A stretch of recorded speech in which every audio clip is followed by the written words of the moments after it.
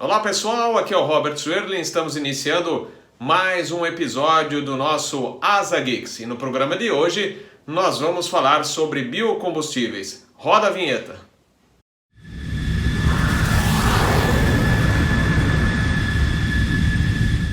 Os projetos iniciais para a busca de um combustível alternativo se iniciaram na última década e continuam avançando em todos os países, lembrando que o objetivo é diminuir a emissão de carbono na atmosfera. O processo para a produção do biocombustível ainda é caro e ainda perde em custos operacionais para o emprego dos combustíveis fósseis. Paralelamente, também é necessária uma política pública que incentive a estruturação de uma cadeia produtiva, a exemplo do que aconteceu com o biodiesel. No Brasil, as 3 grandes companhias aéreas já realizaram voos de teste com combustível alternativo.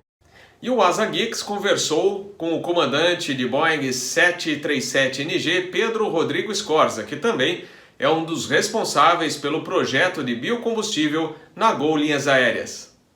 O biocombustível tem sido uma pauta crescente. Ela inicia na aviação brasileira em 2011, durante a Rio+20, onde, durante o evento do clima, se monta a primeira plataforma brasileira de biocombustíveis para aviação, e ali como um marco inicial para tentar catalisar as diferentes entidades e pessoas interessadas na produção do biocombustível para aviação.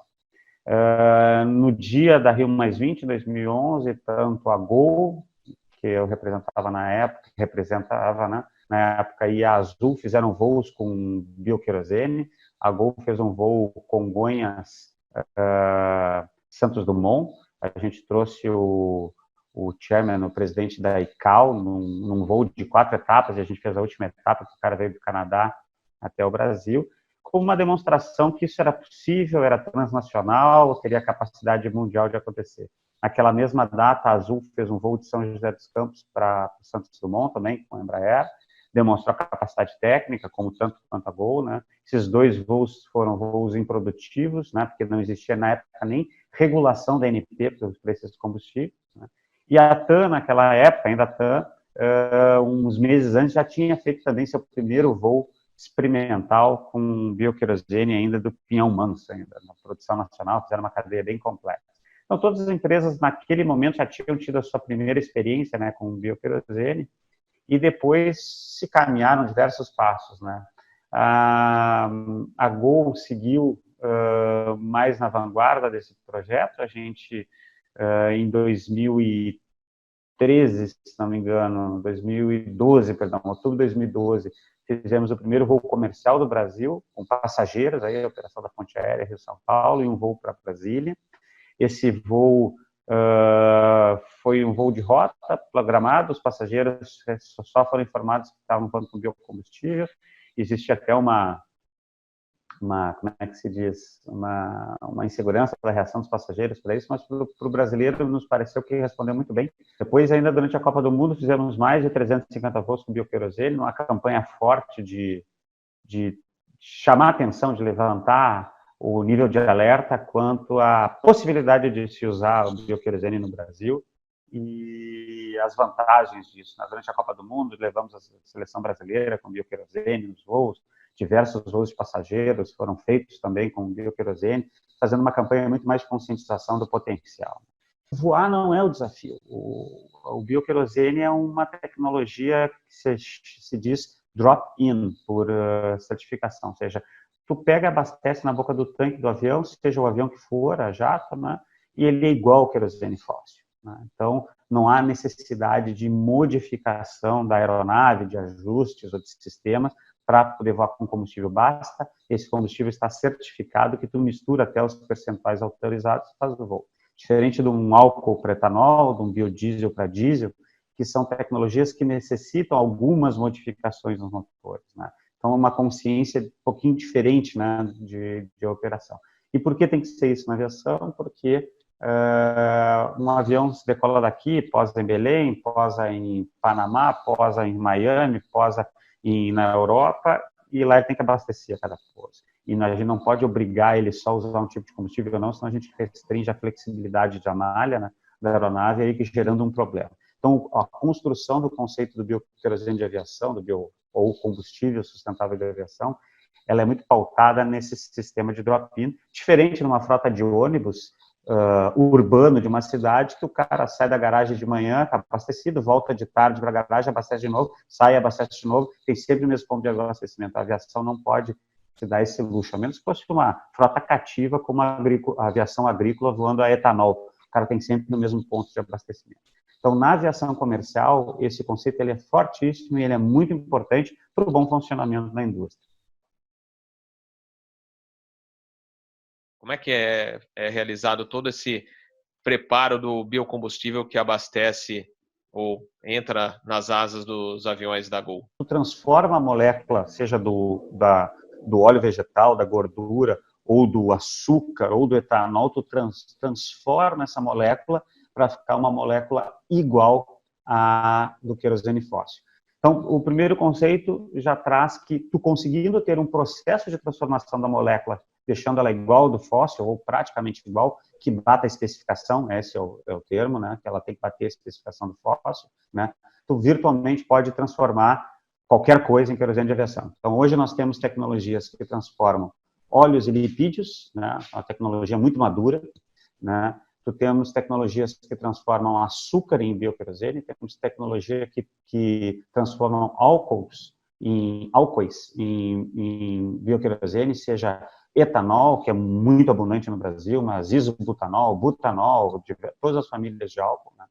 Temos tecnologias que transformam resíduos urbanos, ou seja, lixo perecível em bioquerosene, e temos tecnologias de gaseificação, ou seja, tu pegar e gaseificar palha ou carvão, e tu faz um gás de síntese e tu remonta esse gás com uma molécula de bioquerosene. Então, o primeiro ponto são diversos processos industriais, distintos processos industriais, dependendo da matéria-prima que tu usa como origem, seja a biomassa, seja o óleo, seja o açúcar, seja o álcool, seja o lixo, tu precisa de uma tecnologia específica para fazer a transformação das moléculas e a purificação para chegar numa molécula igual ao do querosene. O desafio tecnológico hoje, ele existe. O grande desafio de cada tecnologia é ela ter custo baixo e ser eficiente, tu ter um yield alto, ter um alto aproveitamento da tecnologia, né? Mas, e aí associado ao custo da biomassa, quer dizer assim, uma tecnologia de transformar, óleo vegetal em bioquerosene, a modificação molecular que tu tem que fazer do óleo vegetal para o querosene, ela é pequena, então a tecnologia ela usa menos energia, ela é menos custosa, né? Quando tu pega uma tecnologia para transformar o lixo municipal, o lixo urbano, né, o perecível, em o óleo lá no final, o querosene de aviação, tu tem que trabalhar muito mais os tipos de moléculas, então é uma tecnologia mais cara e mais custosa. Mas tu tem um balanço, o lixo ele é custo zero, às vezes até pagam para tu ficar com o lixo, né? Então tu tem que acertar esse jogo do custo da biomassa, o óleo vem da soja, a soja ela é uma commodity, tem um custo mais caro, o óleo é mais caro, mas a tecnologia é mais barata.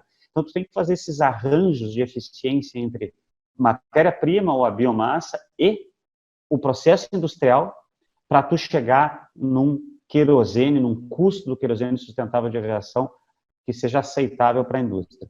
Hoje essa conta não fecha ainda, sinceramente ela não fecha. O combustível sustentável de aviação, o bioquerosene, ele ainda é mais caro que o combustível fóssil, ainda muito mais nessa época agora do barril do petróleo, muito abaixo da linha dos $50, que era um bottom line no passado.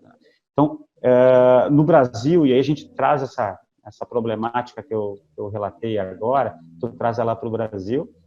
No Brasil, a gente tem tradição em produção de bioenergia, nós temos tradição de produção de óleo de soja para fazer biodiesel, temos tradição de produção de cana-de-açúcar para produzir etanol. Hoje entra o milho, o etanol de milho fortíssimo no lado oeste do Brasil, a um custo super acessível. Então, a gente tem o que se fala no mundo, o Brasil tem a melhor condição de mais brevemente atingir a compatibilidade de custo e com o fóssil, né? Mas ainda é um desafio, ainda os percentuais são acima da linha do querosene fóssil, né? Então, eu acho que o grande desafio hoje é a gente compatibilizar a estrutura de custos para chegar num combustível competitivo que as empresas possam abastecer em larga escala.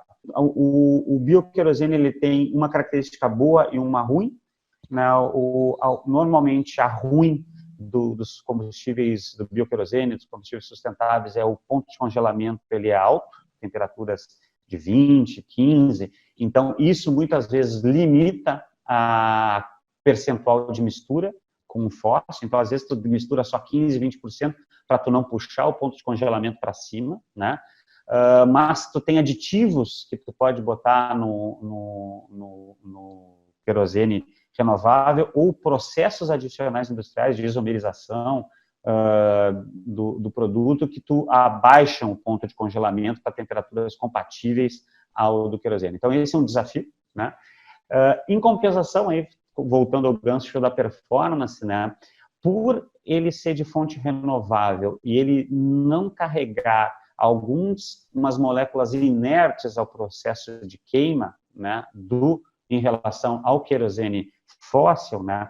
Por massa, tu leva um pouquinho mais de energia do que o querosene fóssil, mas esse pouquinho mais, ele não passa de 1% de rendimento melhor do que o fóssil. Então, para termos de cálculos, se mantém a mesma performance do renovável vis-à-vis do fóssil.